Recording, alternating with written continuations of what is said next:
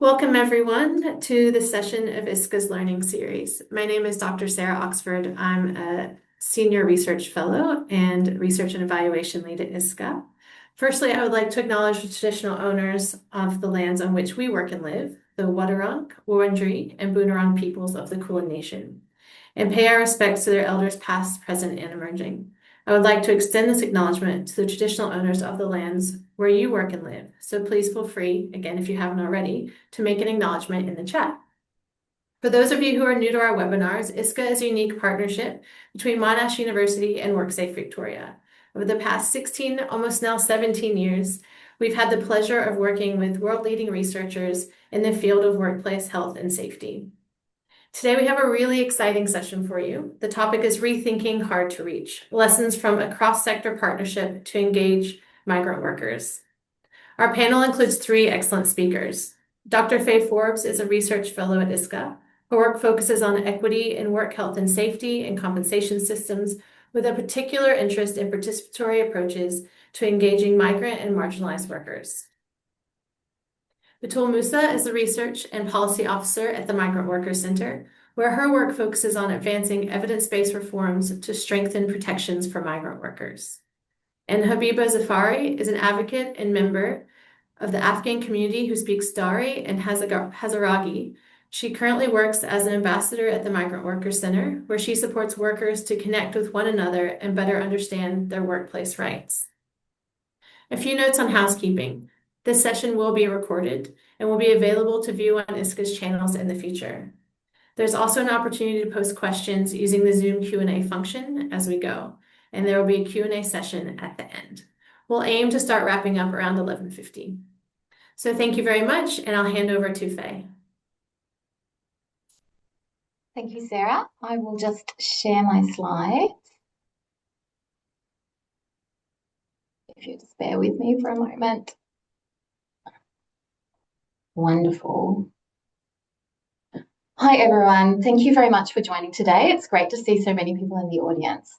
To start off with, I would like to explain a little bit about what we will be talking about in this webinar. So in this session, we aim to share reflections from a collaboration between ISCRR and the Migrant Workers Centre. And when we talk about this, we'll be drawing two projects that we've worked on together. In both projects, we worked with a network of bicultural ambassadors who's helped shape the research, recruit our participants, and interpret the findings.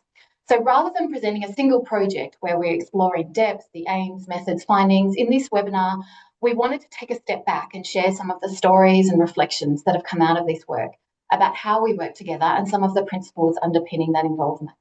So we'll talk about how partnerships shaped what was possible and how bicultural ambassadors helped bring forward experiences that are often missing from research and system conversations. So migrant workers are often described as hard to reach. So many research projects struggle to recruit and hear from individuals who come from different cultural and linguistic backgrounds. But through this work, we hope we have been able to demonstrate that many of those barriers that prevent migrant workers from engaging with research and actually feedback about systems more generally actually sit within the systems themselves. So compensation and regulatory systems can be complex and difficult to navigate, particularly across language and cultural differences. As a result, a range of barriers, such as research methods that assume a level of digital and systems literacy, mean that the perspectives of many cohorts of migrant workers are missing from research, as well as policy and program design. So what this means is that we don't fully understand how the system works for all of the people who are using it. And this matters to us because we know that there are more effective and inclusive ways to support people and reach them and help them share their experiences. And we would like to talk a little bit about how we tried to do that in our work. So as I said, the work is a product of a collaboration between ISCRR and the Migrant Workers Centre, and we were funded by WorkSafe Victoria. The projects were built around a shared goal of bringing migrant worker experiences into system conversations. Each partner brought a different strength. ISCRR is a research institute situated within Monash University, so we were able to bring research expertise and infrastructure. The Migrant Workers Centre was able to bring connection to communities and leverage their network of bicultural work rights ambassadors. And importantly, through our partnership with WorkSafe, we were actually able to share our findings directly where they're now being used to inform policy and system change. Community ambassadors played an absolutely essential role. They helped us to connect the lived experience of migrant workers with these research and policy discussions. So I guess it's also worth noting that the collaboration evolved over time rather than being fully designed up front, and this ultimately shaped the work as it's landed in the end. So both projects were focused on the experience of migrant workers, but each was looking at a different part of the workers' compensation and regulatory system. So the first project focused on migrant home-based care workers. The aim was to better understand the types of workplace hazards these workers experience in home-based settings. We used a participatory approach, working with a network of bicultural ambassadors who were involved throughout the project, from the design of the materials, the recruitment of participants, data collection and interpretation, all the way through to sense making and authorship. This allowed us to go beyond individual experiences, and ultimately in this project, we aim to identify the broader structural factors shaping risk in this sector. So the second project, which we're still working on now, focuses on injured workers who require interpreters when navigating the workers' compensation system. So this is a group that's rarely heard from in terms of system design. So the work explored how people experience the system when language is a barrier, and how that shapes their ability to engage. The project examines how people engage with interpreters, the challenges faced by everyone involved. So we've spoken to injured workers, we've spoken to WorkSafe staff, and now we're speaking to interpreters. Ultimately, we wanted to see how these interactions influence communication, understanding, and outcomes within the system, with a focus on what can be done to improve the experience. So together, these projects show how challenges arise both in the workplace and how workers are interacting with these various systems. What I have on the screen here is a brief snapshot of the languages that we ended up using in some of our interviews.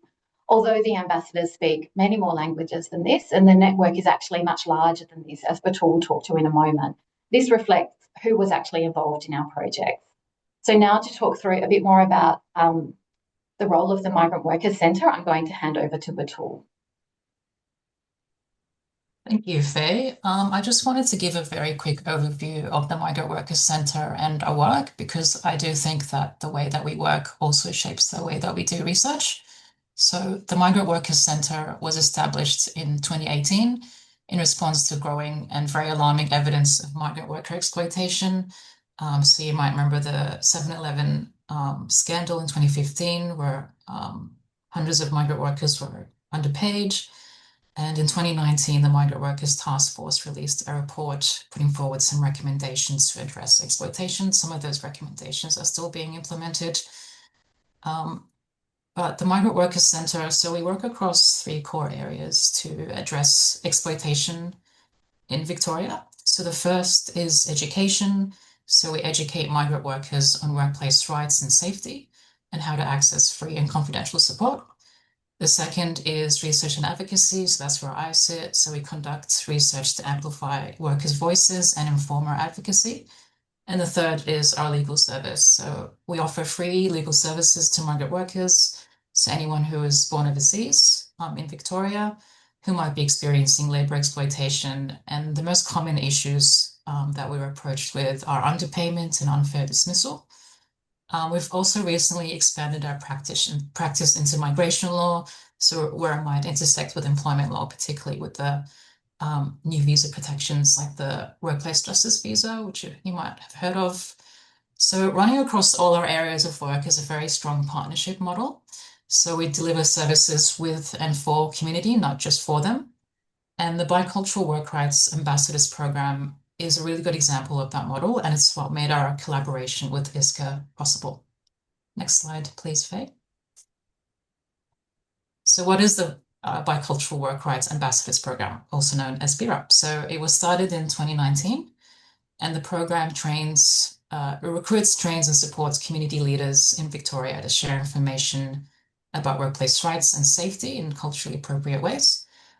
So as you can see with the goals there, the rationale behind it really is that the best way to reach migrant workers is through trusted community networks. We're in the process of recruiting this year's cohort, but we currently have over 77 community leaders across Victoria speaking over 39 languages. So we reach thousands of workers through our Know Your Rights sessions. So these are sessions where we provide information about work rights and also connecting in various community spaces. So as Faye mentioned, for our partnership with ISCRR, the BRAP network was used to recruit community interviewers who engage participants in their own language and with knowledge of their cultural needs. Next slide, please, Faye. Okay, so the principles that underpin BRAP also run across everything we do, and I think that translated quite well into how we approach the research. So I've got there a few practice principles and what that might enable. So the first one is, an important one, is meeting people where they are at. So this means both physically and culturally. It means going to places where community members already feel comfortable. It also means understanding the cultural context and what really creates the conditions for someone to feel safe enough to participate. And a related one is also who delivers the message can really matter. So like I said, we recruit and train ambassadors because they're trusted in their communities. And it's not just about providing access, but also about ensuring that that participation is genuine and that it's culturally appropriate. And another important one is that bicultural skills are professional skills. So we think, and a lot of multicultural organizations also understand, that the role of bicultural workers is often under-recognized and undervalued, which often means that they aren't paid well at all. And some of this is because a lot of community engagement work really relies on soft skills, which can be invisible. So things like, building relationships, navigating different community dynamics. So really paying our ambassadors fairly says that we value this type of knowledge, and we're really, acting consistently with our values and making sure that we're accountable to the communities that we serve, because those relationships are really important to us. And finally, our role as an intermediary, as a community organization, is to hold all of this together. So we support our ambassadors, facilitate referrals, and advocate for migrant workers in different ways across our 3 core areas. So in research, that could also mean managing competing accountabilities. So when you're embedded in sort of different, in an institutional research, for example, you might have different relationships to manage, not just with the community. So it's really about making sure that the research process remains in the best interests of the communities that we work with. And really this is because our bread and butter is our relationships with community, and these relationships take time to build. And the reason research like this is possible is because those relationships already exist, and it means we have to protect them and make sure that we don't damage them in any way. So altogether, these community engagement principles help us ensure the work that we do is fit for purpose, so designed around the realities and needs of the communities we work with, Faye mentioned. So I'll talk about this more in the next slide. Thank you, Faye. So I think a lot of research starts with a lot of sort of baseline assumptions about who can be reached, how they'll engage, and what conditions are needed to participate. So I'll unpack here what that actually means, sort of to design research that is fit for purpose. So really grounded in the realities of the community that you're wanting to engage, sort of rather than parachuting in with a design and asking community to fit into it. So the first one, and I think a very important one, is cultural safety. So cultural safety really goes beyond cultural awareness or sensitivity. It's something that has to be actively created through very deliberate choices at every stage of the research process. So if people don't feel safe, if they don't feel culturally safe, they won't engage honestly or at all, and that would affect your data considerably. So I think a few things shaped our approach when it comes to establishing cultural safety. The first is who is involved and how. So we engaged trusted community leaders, our ambassadors, and as the Migrant Workers Centre, we supported our ambassadors as well. And also, given our role in community, we're also an organization that a lot of participants know of and trust and can turn to. The second is having the right conditions. So interviews were conducted in language where needed, in familiar settings, and also with interviewers who interpreted meaning, not just sort of translated what was being said. And the third is sharing power. So participants had a real choice in how they were engaged, and ambassadors were also involved in making sense of the findings as researchers in their own right. And just moving on to the next set of assumptions. So yeah, there's a few other assumptions worth naming that are related to cultural safety and really sort of help build it. So the first is we can't assume participation is neutral or risk-free. So for a lot of migrant workers, things like precarious visa status, fear of retaliation from their employer, and a deep distrust of institutions, particularly if you're new in the country, are all very live concerns that shape whether and how people engage. We also can't assume that institutions are trusted. So trust is a very difficult thing to manufacture. I think you have to start from relationships that already exist. And we know that a lot of migrant workers are cautious about engaging with institutions, largely due to experiences in their home country or even a bad experience here trying to access different services or even different institutions. And finally, we can't assume shared language or literacy or that people have flexible availability.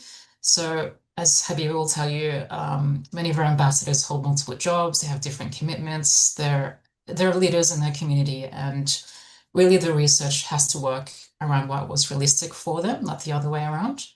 So yeah, all of these sort of taken together is what we mean by being grounded rather than parachuting in. But that said, this work takes time and is very much relational. And what I mean by this is that really the quality of the research will depend on the quality of the relationships that you're relying on. And these relationships can't really be built overnight. It really takes time to not just invest in them, but also, I guess, nurture them over time. Next slide, please, Faye. So to close, I think community partnerships can be a powerful way to reach under-researched populations. And this is because as community organizations, we're already on the ground, we know how to engage with the people we work with, and we have the relationships to make engagement possible. And if this is something that you're considering, if you'd like to partner with a community organization to conduct research, I think there's a few things worth keeping in mind. So I've got a few takeaways there. So the first is that we're accountable to the communities that we work with. So our relationships are really what make research like this possible, and we can't work in ways that could damage them. So that means community interests have to be part of the conversation from the start. Second, we are knowledge partners, not just access points. So we bring deep expertise about the population, the context, and what genuine engagement looks like. So I think being open to how our knowledge might shape the research, I think is important. So not just the recruitment strategy, but also the design of the research, how it's interpreted, and the potential outputs. Third, I think this one's really important as well. So something of genuine value has to flow back to communities. So I think asking early what the research can give back is a good starting point. So this could mean findings in accessible formats and advocacy material, just something useful to the community whose trust you're really relying on to conduct the research. It could also look like mentoring or development support for the people involved. So I started out as a bicultural interviewer myself, and really having a mentor who helped me develop skills and understand how to work, within a very diverse team was really helpful for me in my career. And this is also the kind of investment in people is also something that research partnerships can offer. And finally, and a very important one, our workers must be fairly reimbursed. So as you know, research takes a lot of time from our staff, but also from our ambassadors. So on top of the core work that we're already delivering, having added sort of capacity constraints from different projects can really affect our other deliverables. So I think that capacity really has to be properly recognized and resourced. So to wrap up, community partnerships can really help you access populations, but it really requires investment in relationships and in really getting the conditions right so that everyone involved can get the most out of it. I'll now hand over to Habiba, who worked with us as an interviewer on this project and can speak to what this looks like from the inside as an ambassador. Habiba, would you like to introduce yourself? Hi everyone. My name is Habiba. I'm from Afghanistan. I belong to Afghan community here in Victoria. I speak two language, Dari and Hazaragi. I born in Kabul, Afghanistan. I work as a part-time with Migrant Workers Centre as an ambassador, and I also work as a multicultural education aide and a youth worker in a high school almost for 6 years. So the moment I study my leadership and learning in education, so I just started. Yeah, that's all about me. Thanks, Habiba. What was it like for you to work on these projects? For me, it was a very positive experience. So I had the opportunity to work with Batul and Faye and meet a lot of other ambassadors from different languages. So overall, it was a great experience. Mhm. And this was your first time interviewing, is that right? Do you feel like it really helped you develop those skills and sort of learn a few things about that as well? Yes, this is actually my first time interviewing people from my community, um, just to share experience and all sort of things. Cool. And what was it like interviewing people from your own community? Um, uh, it was a little bit challenging because in our community, first there's a language barrier between them and the organization or a workplace. So it was challenging for me and also for them to open up. For me, as a woman in Afghan community, man, they everybody look at them as a provider. So when it comes to work injury or working in a home-based sector, for example, aged care, it's very challenging for them to open up because the reason for man, it's hard for them to open they're not working and then people look lower at them, you're a man, you're not working. And for women working in aged care area, some job in our community will culturally will look at them lower. We're like, okay, you're in Australia, so you should be a doctor or an engineer or a teacher, not working in aged care or childcare. So for that reason, it was a little bit challenging for people to open up. Mm.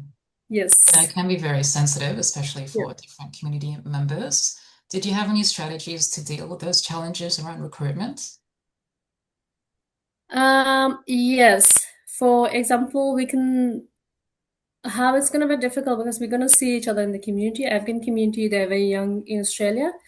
I might see them in the community and it might feel or make them very uncomfortable. So there was two girls from my community in HK. So I solved the problem. They speak English, so I asked if Faye and Batul can interview them. So that was the way to work around it. So that was, yeah. Fantastic. And what worked well for you in the way that we work together? For us as an ambassador, most of as we have at least one job, part-time or full-time, we study as well. So the training after our online, it worked really well. And we have the group chats, the communicating daily, sometime weekly, and check on each other, how we're doing, and also the shared document in Google Drive that most of ambassador, I don't know, some of us never had this opportunity to work and develop this skill. For me, it worked really well. And also sending email, Zoom meeting, online meeting, especially the after hour, it really helped for me. It worked really well. Yeah, definitely.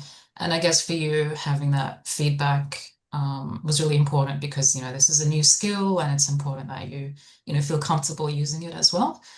Were there any challenges in the way that you worked or? Challenging mostly from men who were injured. It was a little bit difficult for them that you're available and they can send you text message and ask you that if you can help and sort of thing. So that's a little bit challenging for me to how to build boundaries personally and professionally, and also as a worker, as a Afghan work in the community, you also want to help, but unfortunately sometimes you don't have the skill. So that was a little bit challenging to put the boundary, but yeah, I'm trying to skill that. No, yeah, that's another very important skill, I think, in any profession. Mm. And what are you most proud of from your involvement in our projects? uh, Most like to challenge myself interviewing people from my community as well, build a relationship with everyone, learn how to communicate with people openly and share my experience, and also listening to people. That's another thing. I'm not only proud of myself and my whole team from the whole ambassador network. I'm very proud of everyone that we participate in this sort of project, and we gave voice to the research. That's how I feel, and yeah, I'm proud of everyone in the program. Yeah, I'm proud of everyone as well. I don't think it would have been possible without you and the other ambassadors. Yeah. And do you think the skills that you gain will be useful elsewhere in your career? Yes, I think if I go for my next interview, it might be a little bit, different. Easier. If listening to the question and rephrasing and all sort of things, and Yeah, fantastic. yeah, And what would you tell other organizations who want to conduct research with migrant workers? I think they should contact ambassador ads and also bioculture. We have so many bioculture officers working in our communities, in every community. That's one thing, communicate with them and give them the information. And also we have so many, this student community, they have student association in every university. When they communicate with them, and sometimes we have festival, Eid festival, Nowruz festival, they always celebrate it at the park or somewhere. Maybe go there and give some information, Mm. because most of our in our community, they can't read and write their first language. So there are some women in the community, they are working now, childcare, aged care, but they can't read and write our language, but they can read and write English. Mhm. So maybe sometimes just go there and be present and give information that might help. But as we have done it with Migrant Workers Centre as well, we go to university and give information about all the sort of right at work and visa information that actually help. Yeah, definitely. And I think, there's different types of people within community. There's different, I guess, cohorts you have to consider, even demographics. So some Hmm. people might not be as responsive to written information. They might feel Hmm. a bit more comfortable, just talking to people. So Hmm. that's really important as well. Yeah. S- okay, I might wrap up. Was there anything else you'd like to add, Habiba? No, thank you so much for both of you, Batul and Faye, for helping us and give us the opportunity to work with you guys. Thank you for that, and thank you so Thank much, you. everyone, It's been for an joining. absolute pleasure having you. Okay. I'll now hand over back to Faye, who will wrap up. Hey, thank you. Thank you, Habiba and Batul. I really, really enjoy hearing about your experiences of the project from your perspective. And I agree, I am delighted with how it turned out. And we just couldn't have done it without all of the ambassadors. So that's great. Now I'm just going to share my slides again.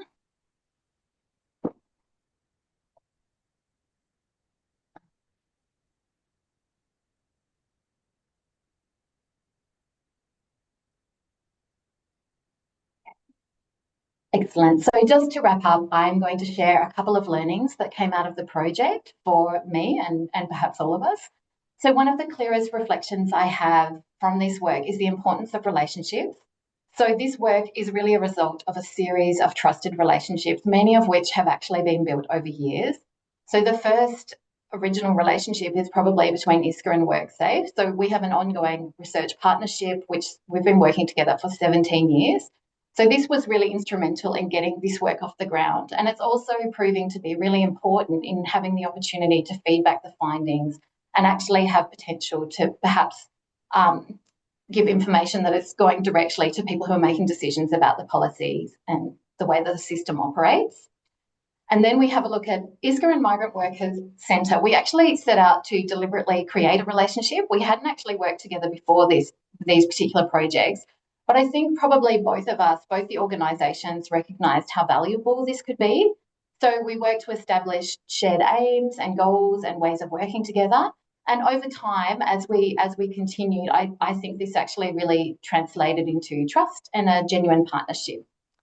So, and then the Ambassador Network is a program that exists even outside of these projects, and it's an enduring kind of partnership between the Migrant Workers Centre and this network of ambassadors. So as a project team, we were really able to leverage those relationships and work with that network to find ambassadors who would be interested in working with us on our particular project. And then the final relationship is really between the ambassadors and their own communities. And so that proved to be really valuable and something that is not able to be manufactured or developed quickly.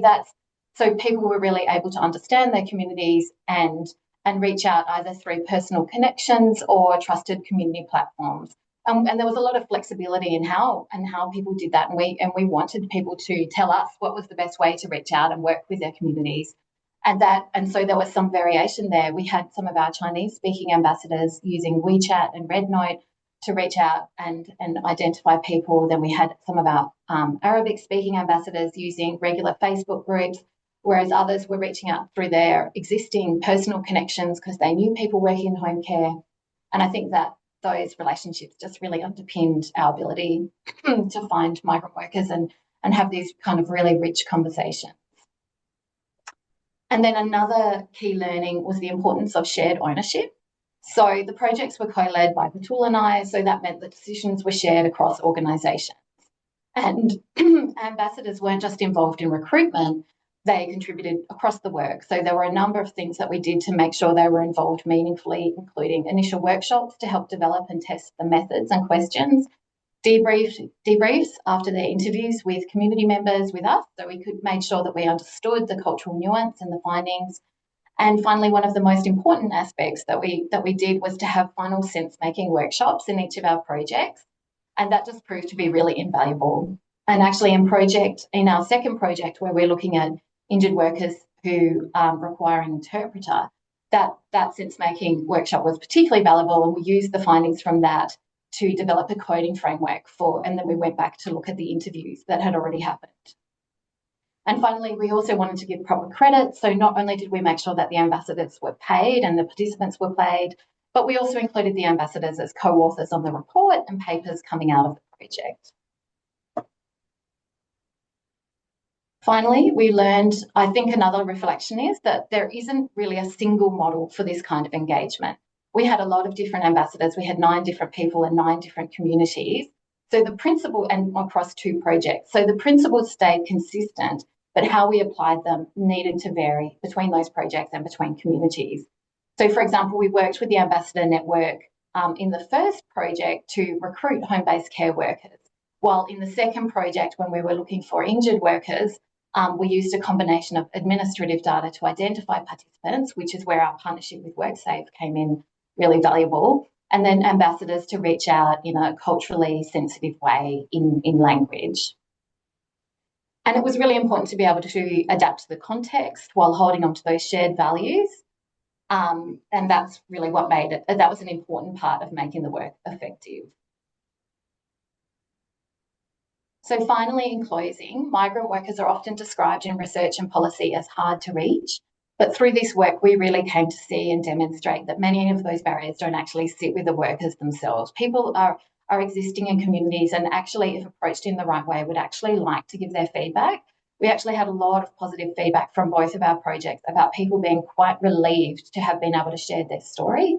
Home-based workers really wanted to share with us some of the hazards and risks that they experienced in their working lives, and they were actually very appreciative to be able to speak to someone who felt trusted and comfortable and share that. And similarly, injured workers who were having trouble or who had difficulty navigating the compensation system were actually very grateful to be able to explain in their own language what was happening for them, in the hope that at some point we may be able to feed this back and make some changes. So overall, what made participation possible in our project was not exactly a new recruitment method, but it was more the relationships, particularly the relational bridges created through, first of all, the partnership with WorkSafe, and then the Migrant Workers Centre and the network of bicultural work rights ambassadors. So thank you very much, everyone. Now I'm going to hand over to Sarah, and I'll stop sharing my screen, and we can open it up to questions from the audience. Thanks so much, Faye, Batul, and Abiba. That was wonderful. So much thought and care has gone into this work. And to the audience, please ask any questions in the Q&A. I'd like to start out and say, you talked about relational approaches. You talked about being grounded and not parachuting in. I'm sure there's lots of people online that are thinking, hey, we have gaps in our research and our work. We need to start thinking about this approach. What advice would you give them on where to start? I think is that a question for me? Okay. Anyone on the panel? Yeah, I mean, I would start with, I think relationships are really important. So starting with uh, reaching out to a community organization or a different community group. And it's not just about having access, but it's also about, as Faye mentioned, sort of that relational aspect. So making sure you build a relationship with that organization, not just using them as an access point, but also be open to the knowledge that we bring to shape the research. So yeah, sort of bringing in research design that's also informed by community groups, the people that you're wanting to reach, and yeah, making sure that, or building into a budget, the capacity of the organization itself. So I do know that a lot of organizations are actually approached by researchers who would really like to sort of tap into their networks, but they just don't have capacity at all to do that. So they do have to turn a lot of potential work away. And yeah, it's just sort of like past sort of experiences might also influence that decision, because obviously they haven't been valued in the way that they really should be. Thanks, Batul. Faye, did you want to add to that? Oh, look, I agree with what Batul said. What I was going to perhaps suggest is that recognizing our positions in institutions. So that's really where that role of the intermediary comes in, and that's been so helpful in this instance. There's lots of great people who are working in government and universities, but just being in that position can be intimidating. So it's really helpful to be able to work with a community group who has that organizational trust. I also think that talking to them early is probably better, and exactly like planning early, including the budget, because I mean, everybody's time is valuable, and so that needs to be factored in. And just, I guess, not also assuming that. I sometimes think that there's this concept that people should be volunteering their time, or maybe that they'll be getting some kind of benefit. Like as academics, we might get a benefit through we may do volunteer work because we get some kind of credit or write a paper, but that's not necessarily a form of payment that's as valuable to different positions, different organisation settings. So I think that, yeah. And so talking early and just listening around how this could work. Thanks, Faye. I have a question from the audience, and it's about the complexities of language. So I'm going to add to their question. First, could you explain how, I know in the first project with home-based care, there was a lot of languages used and how you navigated languages with interviews, but they particularly wanted to ask about the analysis of interviews. They said in their past work, there's a concern with co-researchers with anonymity. Involving people in aggregated data interpretation can be complex, essentially. Can you speak to how we did that? Or do you I want me think to both reframe my Batul and question? I can probably have a go at answering this. Yes, it is complex, and we did have to come up with our own plans in some ways, and each project presented different challenges to overcome. So in the home-based care project, our ambassadors were giving, I think there was a number of aspects to that question. There was confidentiality, but there was also the process around interpreting or analysing information that's in another language. So those two complexities, in terms of interpreting the findings, we had a mixture of transcripts that were we had a mixture of interviews that were held in English as well as community languages. So all of our interviews that were held in community languages, we also did a debrief in English afterwards. And then so we used this variety of inputs into our analysis framework, which Batul and I did together, so across organisations. And I think the debrief helped to interpret the nuance and the understanding that came out of those interviews, whereas the transcripts were actually very helpful to gather quotes and direct understandings. So I felt that combination was actually quite helpful, although not perfect in many ways. I think if we had a budget, it would have been ideal to have all of the interviews transcribed and translated, but that actually proved to be very expensive. So that was just a practical reality. So this is how we worked around it. In terms of the confidentiality aspect,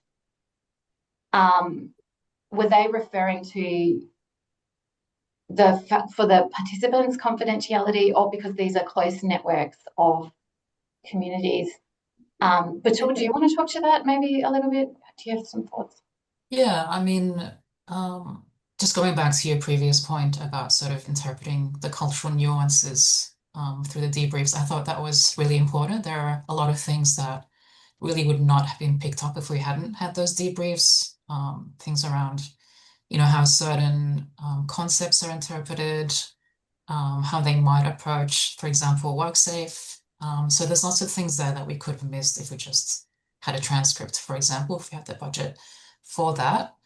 In terms of anonymity, yeah, I'm not too sure. Habiba, you, in your community, you came across this issue. Did you want to speak a little bit about that? So sort of, yeah, Sorry, can you explain a little bit better? yeah. So sort of having difficulty with recruiting certain community members because you all know each other. Yeah, because the thing is, we know each other. We go to the same street where they're selling food and everything. It's, for example, I'm Muslim and they're Muslim. Halal food you're gonna face. It's just in terms of what you do at work or what sort of challenging you're facing at work. We don't like to share in our own community because that look like you lower. So that was, but how we passed that with me and the Afghan community who participate in this project. We give them the information before, but we were trained that okay, this is confidential, this is not going anywhere, and your name is not going to be in the research. For example, if you're Ahmad, it will be just A, which is participant. So that explanation helped them, but I hope I answered that. Yeah, and I think it was really important for you to sort of hand over those participants to a different researcher who might not have those connections. So that was a way of working around it, especially if they had those concerns. Yeah, that's That's right. And I think it's good that we're talking about it because we didn't have the same, we did have this experience in some communities, and that people did not find this approach to be comfortable and actually preferred to speak to someone else. But it wasn't our experience across the board. Like we were working with probably 9 different communities, you could say. And the people that we were speaking to actually did prefer this. They preferred the trust. But I think it's really important to recognise that it doesn't always work, and there is this risk of confidentiality. So just to be aware, and maybe we did our best to just be flexible in approach. And exactly when that came up with Habiba, she passed the interviewees over. Yeah. Thanks, Faye. Another question, just to change it. How have you navigated or negotiated or navigated some of the organizational challenges like timeline pressures that we often experience from funders, and the time needed to co-create knowledge and relational work? I think this is where the relationship with WorkSafe came in really in handy, and that we were able to build that understanding at the beginning, right from those early conversations, Sarah, that you were actually having with WorkSafe, with the sponsors and the key people involved around the fact that this kind of work can take longer time, and it can be variable in the amount of time it needs. And so when that did occasionally come up, so with our second project, we did our first wave of recruitment, where we sent out text messages in language and emails in language. But we ended up missing a couple of cultural groups. There were some language groups that didn't respond through that process.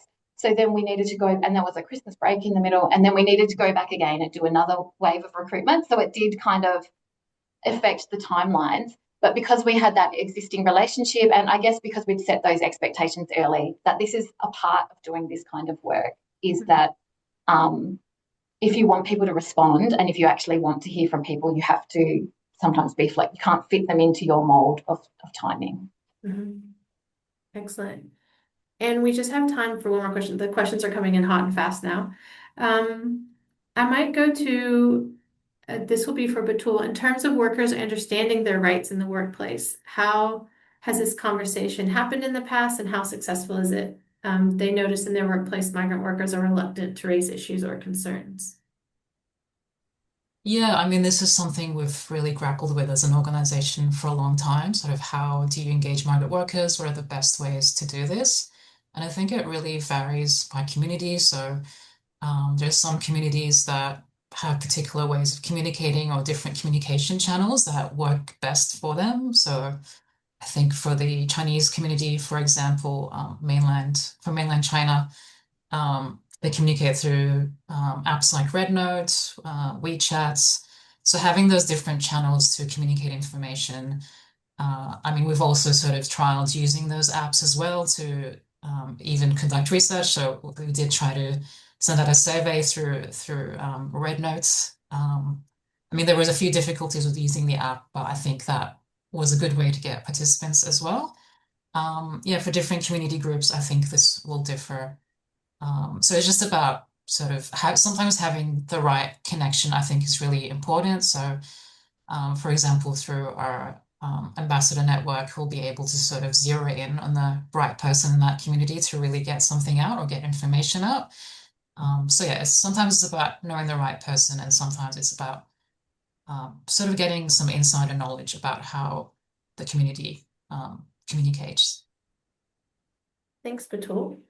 And my final question, where do you go from here? What's next? What are some learnings that you might apply to future work? To anyone on the panel? Faye. I'll just quickly say I hope that the future is looking very collaborative, because I feel like it was really this combination of organisations that made this successful. So I feel quite hopeful about our audience. I hope that, you know, this we could each use our position in our respective organisations to actually try to improve the system, and we're each bringing different things. So I hope that the future is collaborative. I might add something as well. So yeah, this is our first time using ambassadors for research. I'd love to sort of, strengthen that relationships. Just our own experiences that this research is feasible. We can replicate it, and I really hope we can do more of it. So. Great. Thank you so much to our three panelists. The webinar recording will be made available to all registrants in the coming week. I'd like to encourage you all to explore the Migrant Workers Centre website. There's loads of resources there. A link to a webinar evaluation survey will be posted in the chat. Please share your feedback and whether you're interested in attending future sessions. We will continue to run webinars like this one on a range of different topics throughout the year. If you have a topic of interest you would like to see us cover, please contact us at info@iscca.com.au. And thank you again for joining us. Thanks so much for the panelists' contributions, and I hope you have a great day.